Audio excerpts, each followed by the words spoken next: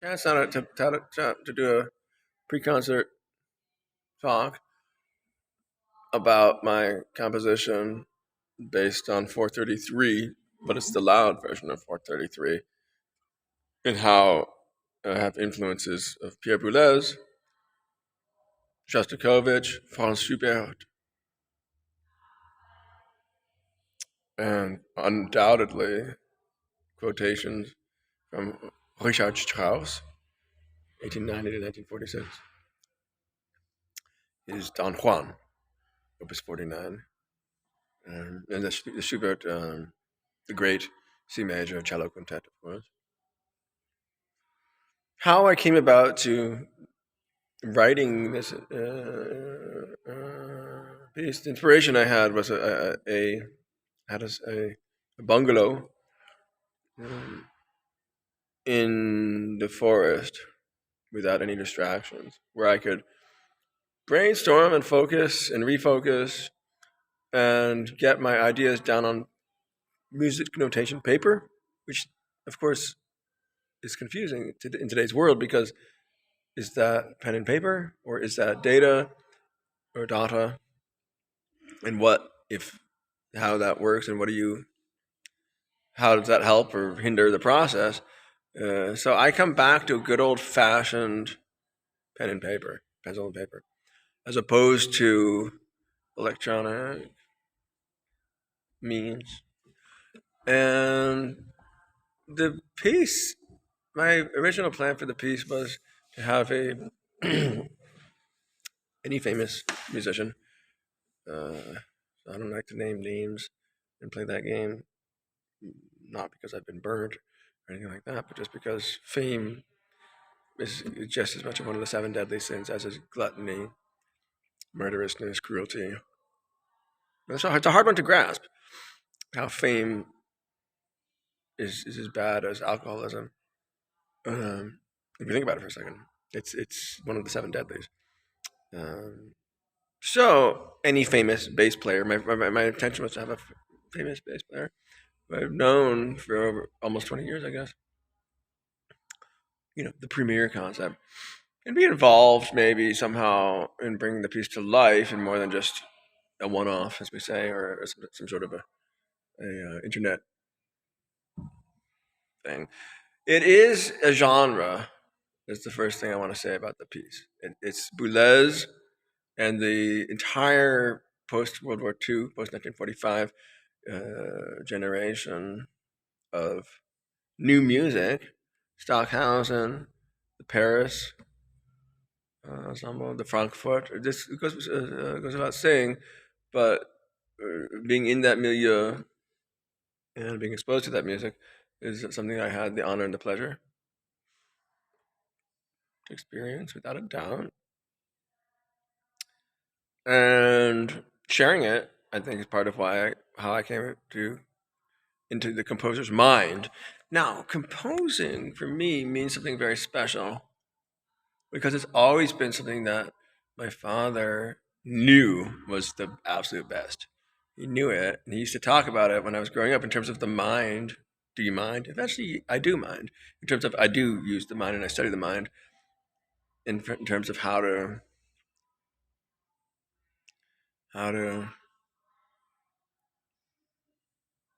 I mean, the goal, my where I learned English in Harvard, Yale, Columbia, so Harvard Square, 4 years of my life. And the goal, and also Columbia, 5 years of my life, yeah, professorship, teaching, me getting paid for that. I'm on a full ride in the graduate program. But I think for me, it just gives me great joy to share and follow a train of thought in terms of what's so great about, for example, Mozart. What I love about Mozart's composing process is how he talks about it in his letters, how he writes a piece in his mind before he puts it down on pen and paper. That was my experience with this composition, 433-2, I guess, or 433 Part 2. It's inspired, and I think it took hours beforehand, before actually writing it. It took hours of what's going on in my mind, looking at all sorts of elements and how things happened, what the piece means. Are there virtuoso scales and virtuoso aspects that one can appreciate and enjoy? Sure, there's some pyrotechnics and some fireworks in there with the a couple of times. That's no walk in the park to get every note. I got every note, and it's not sloppy. Um, and there's four movements over the course of the 4 minutes and 33 seconds, or four minutes of the piece, but or five. I should say 5 minutes of the piece. And it's something. It's my, I mean, as a composer, my feeling for the music, my style, how I fit in. What are composers in red sneakers? What's that all about? Composing for me is about something. It was about 80 to 100 age, retirement, 70, 80, 60, 70, 50, 60, 40, 50. The living life to the most, which is for me, I think Harvard Columbia talks about that very seriously, saying, well, what is life? What is the meaning? What is the core curriculum is talking about? What's life truly all about, right? Making the most of it and then helping others.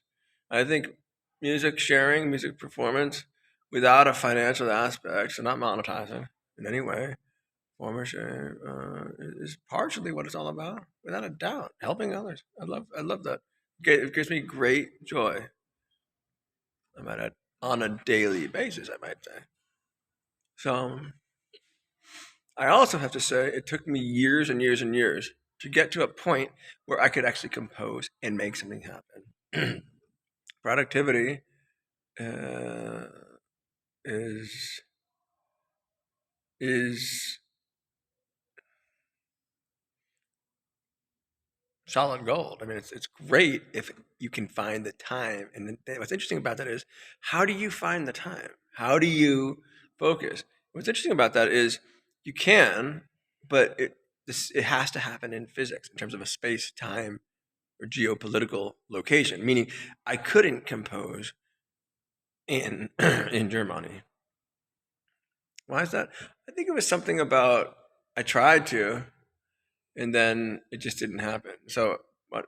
That's one piece is the 433 2, part 2, which is my concept to reference the cage. But also, if you look at what's it all up to, that's part of what's it all up to is about hello. What's it all up to is about that piece. Is it about the passage of time, to the tune of I might add 20 plus years, and how I came to terms with the passage of time to the tune of 20 plus years, I might add, in a man's life. Sorry, so I'm 47, not 37, not 27, not 57, not 17, right? And how it came to be that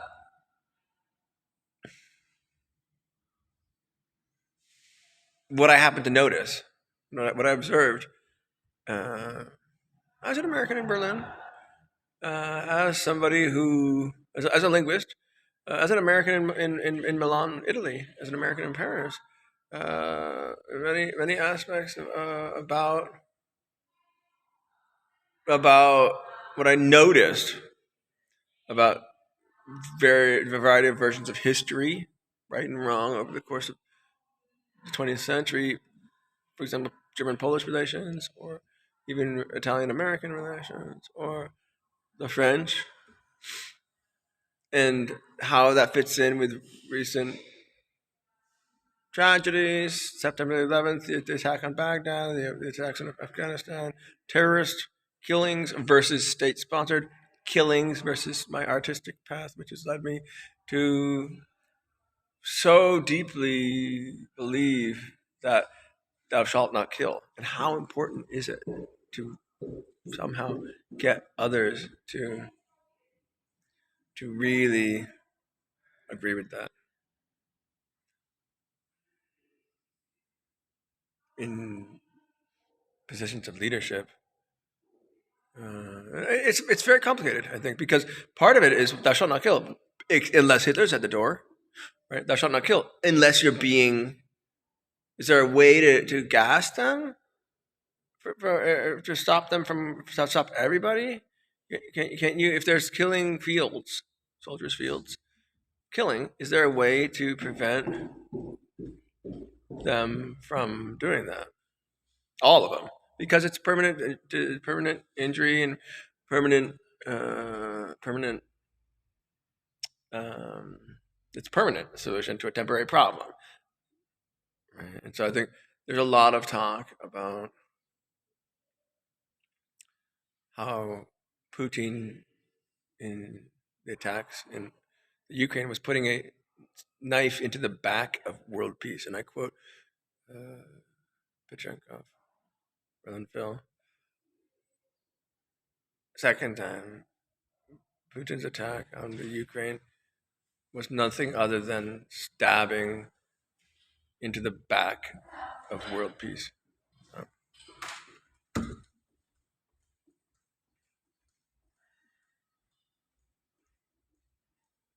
What's next?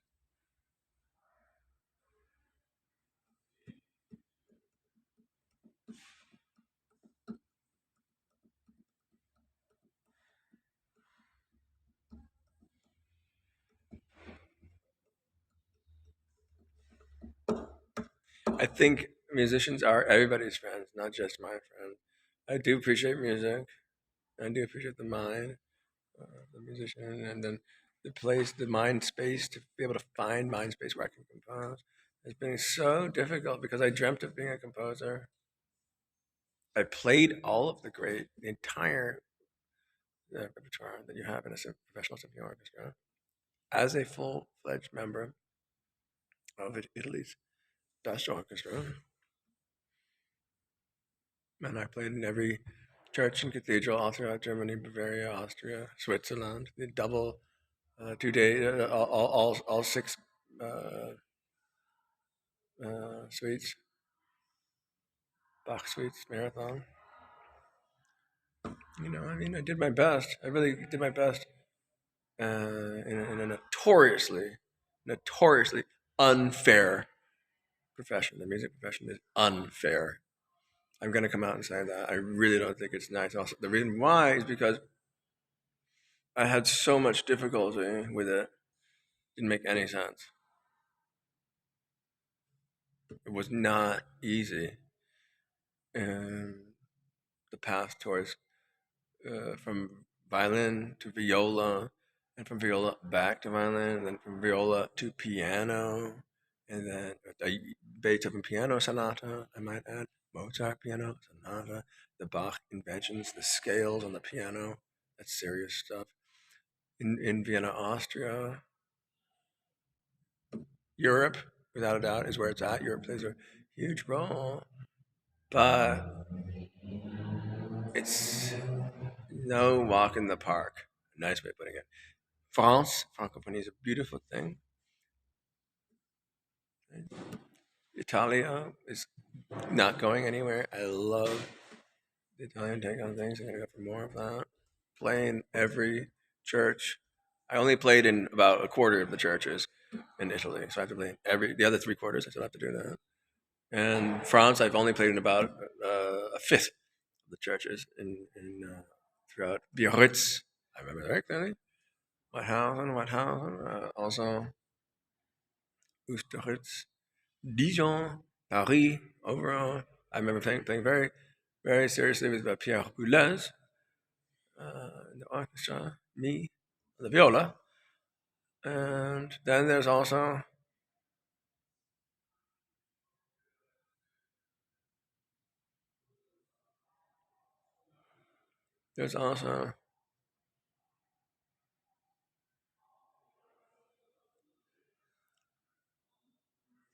things coming up. I think my fear about Germany is that they have plans for me, which may or not be my plan. I think Austria said to me very clearly, we couldn't do to you what Germany did to you in terms of their broad manners. that they have no right. On the one hand, on the other hand, they're trying to say we're your best friend. This is the German White House, the German president's house. This is top down. This is it. If your dream was to be president, we're helping you with that one. I went, well, I don't know what to say. I mean, it looks like I'm just neither here nor there. They're saying, no, trust us. We are advising you. Now, how that's going to fit together and what choices to make and what's the best path to make the most of my remaining days, right? I have 50 coming up. I want to do that well. I want to be in a nice, place. I'm afraid of Europe in a way, insofar that they made me believe that it's absolutely impossible that Nick from Boston or Nick from Berlin or Nick from Vienna can be a composer, which is horrifying. They also knocked it into my head that I couldn't be a conductor because I wasn't a pianist. They said, you can try, and you're going to humiliate yourself. You're going to be a bad conductor because your piano skills are not competent or incompetent. Meaning, yeah, you played a Beethoven piano sonata. Yeah, you played a Bach. Yeah, you got a Mozart going, but yeah, that was F minor. Yeah, all right, but your scales weren't right. Nice way of putting it. I know about that, all about that, and how am I going to react to that? Yeah, I wish I were a competent pianist that could play with the standard opera repertoire on piano with singers throughout a smaller Portuguese, Spanish smaller town, be orchestra all throughout Italy. Because I do have a feeling that Berlin and Vienna would work with me on that to say, you have that for 50 plus, 60 plus, 70 plus, and then 80, 100. You can find a way to make that happen. Small. You're not going to be famous, but you can do it small and you'll be surprised and it'll make you feel great. And now the argument, yeah, but conductors are just pompous, la la la la la. That's not the point. Facts of the matter is, I worked under XYZ famous conductor. I'm not going to name the name because I'm not interested in that. The same way I don't think it's the right thing to do. I think any famous singer, any famous violinist, any famous cellist, any famous conductor, just whatever. It doesn't matter which one. You want to talk about taste?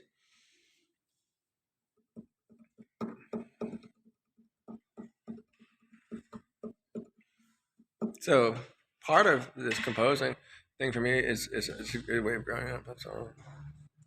I'm glad I had the chance to share my composition and to talk about it, and dreams and aspirations. I think composing is a great way of getting dreams and aspirations down on paper and into, for me, I might add, me and maybe you if you compose. And then, because when you have a great idea and you want to encapsulate it or grasp it or somehow hold on to it forever, great. A feather in my cap. I remember very clearly, a feather in my cap after September the 11th, I composed a piece called 9/11, which led to about 20 years of the funny, the joke of 9/11. Hi, mom.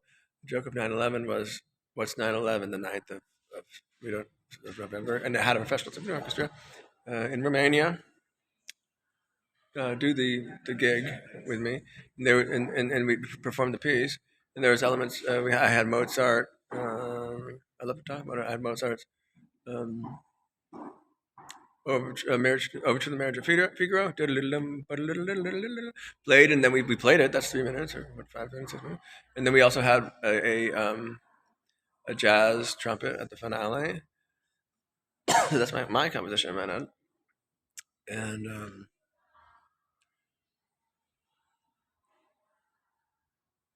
that was performed on my 26th birthday in September of 2001, to be followed by very, very difficult times, I might add. 27 was very difficult. 28 was very difficult. 29 was very difficult. So now, basically, the hardest part is over for me. I'm looking at trying to find a way to get through quietly to get through the coming 50 plus years. More yoga, more mind training, more focusing on on the quiet path, merely more nonviolence, which is difficult given that my brother is an assailant, and somehow somebody said I have to have something to do with him. I'm kind of going, you could say that because that's Grampy's desire and will and ongoing thing, and then someone's going to record you secretly to make sure you did say it, and there's going to be secret payment blocks. Not double secret, really secret payment block. I mean, if the guy didn't say that to me and make sure that it got registered, and they check it over 3 quarters, and you wouldn't, like, then the guy wouldn't be paid for saying it, and it's all a secret. I believe that in terms of the way power works, the way wills work, living wills, testaments, things like that, final desires of a VIP, and the money, and also the consequence is. So the hardest part is over, and so now I'm basically cruising altitude for the next decades to come. So how that's going to work with Planned Parenthood, and how to finally kind of consider if I want to settle down. I do think that in my travels, I'm generally pointing towards Korea playing more or less an active role. Insofar that Korea played a very active role in the past, meaning I can play an active role now. Insofar that the Korean constitution and government and President Korean White House basically loves me because they know I love Sarah Kim, Olivia Sohn, Sarah Chang, and respected them. I met it as a young man. Hana Chang, string quartet, Juilliard with her. Fact, they can say anything they want, but I was in that quartet. One step, what is it? 2 steps up, 1 step down. I mean, this is music monkey business. I don't want to talk about it. I don't want to name drop. I was good. Then 26 and 27 happened where the Europeans were saying, no, you're good, but we'll tell you how it works. The heaviness of it is what you're going to get with us in Berlin and Vienna. What they meant was, we're controlling this from Berlin and Vienna. To hell with Hitler. We don't like that stuff. We didn't ask for that dictator, but we are on top of the classical music Verbreitung, Verbreitung, Verbreitung, all around the world, meaning expansionism of classical music as a good, calming, peaceful presence to have in the concert halls of the planet. So I've been lucky enough to be present with the world record in street busking on viola, Bach suites in over 64 countries. And I've loved it. People, they generally, if they don't know anything about it, it doesn't mean anything to them. And if they do know something about it, then it does mean something to them. They go, wow, look at that. Somebody can play the viola. No walk in the park, I might add, to figure it out. But that's also part of my very much holding on to this belief in nonviolence and non-aggressive behavior. And that's, I think, 20 years not seeing, oh brother, I don't want to start to get into how to deal with him, because he threw a chair at Midori, is the way I was explaining my how it was to work with him, the violent thing, and he also was physically violent towards my stepmother and my sister-in-law, the mother of my niece, and the whole thing was dysfunctional to the point where, for the past 20 years, we had these hideaway. August in Zermatt. We had it there without Tim, basically because of how sad the bitter end with him was. I don't want to look at it, and now I don't know what to say. We're all doing the best we can do in the face of a very, very gloomy outlook on human behavior, courtesy of Boston, New York, and Connecticut. Looking at this behavior and really saying that just makes me so sad to look at the cruelty and dishonesty. Now, having said that, I am grateful for the loving kindness, and the compassion, and the generosity. And so my goal now is to do the best I can do. I think composing is a great expressive outlet, and I hope that I can make something of it in terms of the modern music. And there's also one more composer in my piece who influenced me, which is Hector Berlioz in the scale, the thirds. That's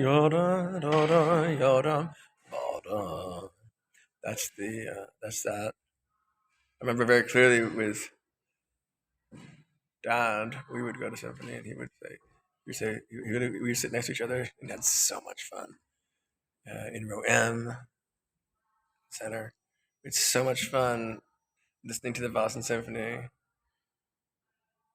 because he would always say, what instrument is that? And I'd say, oh, that's a clarinet, or oh, that's the oboe, or oh, that's the trombones. And we would point at them. We knew every single player. We had so much fun knowing every single player. That was really fun. Martha Babcock on the cello, Malcolm Lowe, Joe Silverstein, of course, Malcolm Lowe, Steve Hansel, all the players, the bassists. They're great guys to get to know, and I really love. I think a way of expressing my gratitude is putting something down on paper for a viola composition. I hope to have it transcribed 2 or even 3 octaves down to go into to be played onto double bass, which I do think is possible. And look, when it's all said and done, the double bassists are my friends more than anything else. I'm sure of that. They are the ones I feel the most love from and most compassion from in terms of my aspirations as a conductor. Dun bum bum bum bum bum bum bum bum bum bum. The Shostakovich as well is quoted. I have that element. There's an element of Shostakovich, and also the last movement is quoted directly from the Schubert quintet. So no gloomy outlook here. I'm glad I had a chance to talk about my composition. Now, one final word: who to work with in order to go further into composing is an interesting concept for me because I know that's everything. So if I'm thinking, well, Brett Dean, the atonal, Hans Werner Henze, where I want to be, and dreams and aspirations, and what do I hope for, and that's all for now. Thanks for listening.